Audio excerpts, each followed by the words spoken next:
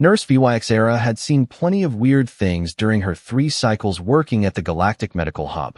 She had treated a methane-breathing Glorpian who sneezed acid. She had assisted in surgery on a 12-limbed Kravix whose hearts were literally in his feet. She had even helped deliver a crystalline being whose offspring hatched through sonic vibrations. But nothing, absolutely nothing, had prepared her for the day a human walked into her ward. "Next patient, please," she called out, her 3 eye stalks scanning the waiting room with practiced efficiency. The door hissed open. In walked something that looked like it had been assembled by a committee that couldn't agree on anything. 2 eyes. Only 2. How did it even achieve depth perception? 2 arms. 2 legs. Symmetrical to the point of being boring. And that strange, fleshy exterior that seemed to serve no protective purpose whatsoever. "Hello there," the creature said, its mouth splitting into what her database helpfully identified as a smile. "Name's Marcus Webb. Got a bit of a situation here." Vyx'ara's primary eye stalk twitched. The human was holding its arm at an odd angle, and there was red fluid, actual red oxygen-carrying fluid, seeping through a cloth wrapped around its limb. "Please, sit." She gestured to the medical platform, trying to keep her voice steady. Professional. She was a professional. "What seems to be the problem, Mr. Webb?" "Cut myself pretty bad while fixing the cooling system on my ship," Marcus said, settling onto the platform with a grunt. "Figured I should probably get it checked out before it gets infected or something." "Infected? Right. Because apparently humans could just casually mention bacterial invasions of their bodies like they were discussing the weather." Vyx'ara approached cautiously, her scanner humming to life. "I will need to take your vital signs first. Standard procedure." "Sure thing, Doc. I am a nurse, not a doctor." "Right, sorry." "Sure thing, nurse."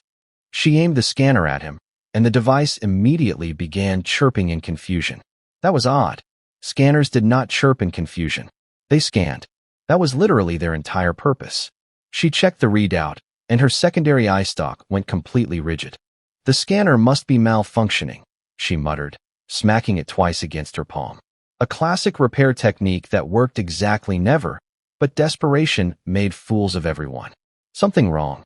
Marcus asked, his brow, that strange fold of skin above his eyes, furrowing with concern.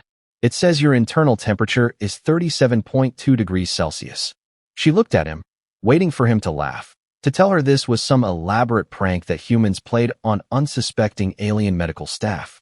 He did not laugh. "Yeah, sounds about right," he said instead. "Maybe a bit high. Am I running a fever?" Vyx'ara felt her circulatory system do something that her anatomy technically should not allow. You are telling me this is normal?" "Sure. Normal human body temperature." "What? Why? Why?"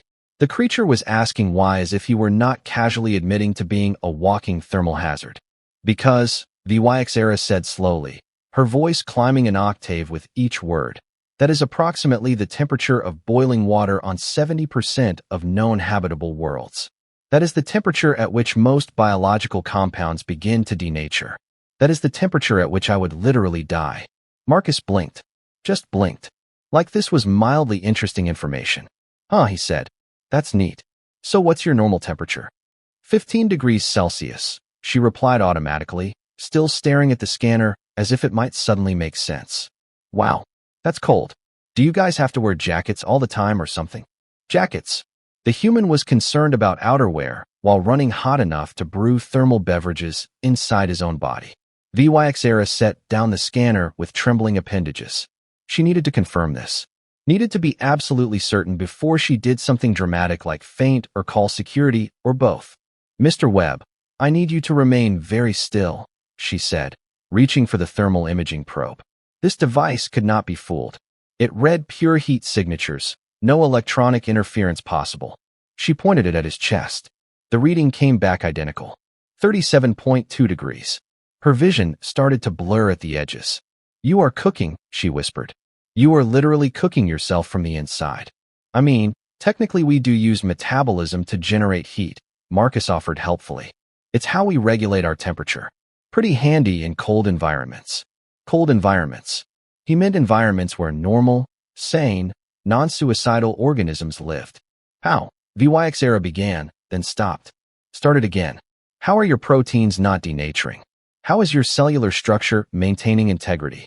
How are you not just a puddle of organic soup? Marcus shrugged, which made his injured arm leak more of that disturbingly red fluid.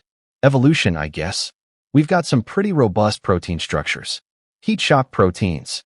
Lots of redundancy built into our systems. Redundancy. Of course. Why have one functional system when you could have backups for your backups, all running at temperatures that would kill most sentient species? I need to sit down, Vyx'ara announced. You're already sitting, Marcus pointed out. Then I need to sit down more. Her supervisor, head physician Karks, chose that exact moment to glide into the room, his anti-grav unit humming softly. Vyx'ara, I received an alert that your scanner registered a critical thermal reading. Is everything? He saw the human. He saw the thermal probe readout. He saw Vyx'ara's expression, which probably resembled someone who had just discovered that physics was optional. By the 7 moons of Hexera, Karks breathed, his skin shifting through several colors that definitely indicated alarm. That thing is a walking furnace. That thing can hear you, Marcus said pleasantly. And yeah, I've been told I run pretty warm. Pretty warm. Pretty warm. Vyx'ara made a sound that was not quite a laugh and not quite a scream. Karks floated closer to Marcus, his anti-grav unit keeping him at a safe distance, as if the human might spontaneously combust at any moment. Which, given what they had just learned, did not seem entirely impossible. Nurse Vyx'ara, collect yourself, Karks said, though his own chromatophores were still flashing distress colors like a malfunctioning warning beacon. We are medical professionals. We have handled unusual cases before. Name one, Vyx'ara challenged, her eye stalks all fixating on him with an intensity that bordered on aggressive. Name one species that maintains an internal temperature hot enough to sterilize surgical equipment. That is an exaggeration. By 3 degrees. 3 degrees, Karks. Marcus raised his good hand, the universal gesture for requesting attention that somehow worked across species. Look, I really just need this cut treated. Is this going to be a problem? Because there is a human medical facility about 6 sectors away if you are uncomfortable. 6 sectors. The human had traveled 6 sectors with an open wound, leaking vital fluids, probably leaving a trail of biological contamination across multiple space stations, and he thought this was perfectly reasonable behavior. No, Karks said quickly, his professional pride apparently overriding his survival instincts. We can certainly treat you. We treat all species here at the Galactic Medical Hub. Vyx'ara, please proceed with patient care. Vyx'ara looked at her supervisor, looked at the human, looked at the thermal readout that continued to insist this was reality and not some elaborate hallucination brought on by contaminated nutritional paste. Fine, she said, standing up with as much dignity as she could gather. But I am documenting this extensively. For science. For legal protection, you mean? Karks muttered, but he nodded approvingly. She approached Marcus again, this time pulling on thermal gloves designed for handling hazardous materials. Marcus watched this with obvious amusement, that smile thing happening again.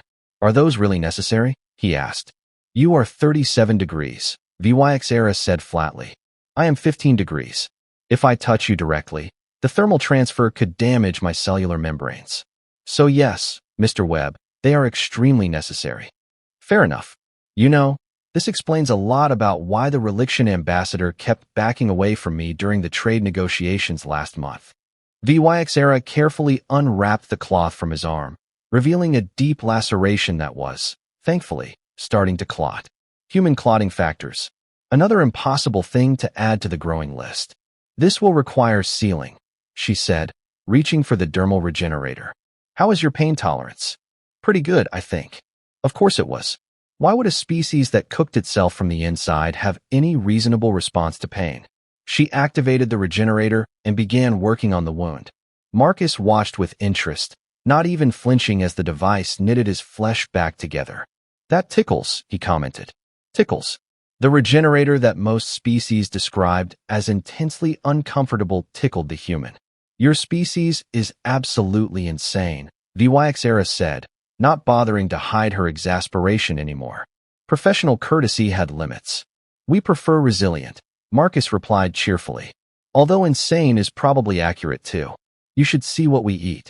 Please do not tell me. We consume capsaicin for enjoyment. It is a chemical that triggers pain receptors, makes our mouths feel like they are burning, and we actually seek it out. Put it on our food deliberately. Vyx'ara stopped working and stared at him. You consume pain. Well, when you say it like that, it sounds weird. Because it is weird, Mr. Webb. It is profoundly, deeply, fundamentally weird. Karks made a choking sound that might have been laughter. He had drifted to the corner of the room, apparently content to watch this interaction from a safe distance. How?